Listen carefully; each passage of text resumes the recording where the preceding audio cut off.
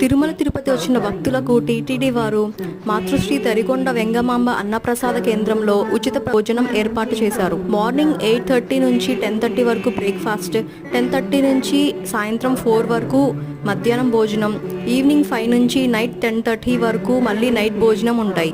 ఈ భోజనశాలకి వెళ్లే దారిలో శేషాచలం కొండల్లో వెలసిన 5 పుణ్యక్షేత్రాలతో ఒక పెద్ద వాల్ పెయింటింగ్ ఉంటది. శ్రీశైలం, త్రిపురాంతకం, మహానంది, అహోబిలం నుంచి తిరుమల వరకు ఆయా క్షేత్రాల్లో వెలసిన దివ్యమూర్తులను ఇందులో చాలా అద్భుతంగా రూపొందించారు.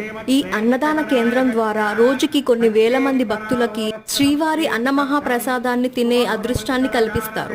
లోపల చూశారు కదా ఎంత పెద్ద హాలో. ఇదొక్కటే కాకుండా ఇంకా చాలా ఫ్లోర్స్ లో కూడా ఉంటాయి. మనం లోపలికి వెళ్లే లోపే అరిటాకుల్లో భోజనాన్ని వడ్డించి ఉంచుతారు. ఉచిత అన్నప్రసాదం అనే కానీ టేస్ట్ అయితే చాలా చాలా అద్భుతంగా ఉంటాయి. ఎంత కావాలన్నా లేదనకుండా వడ్డిస్తారు.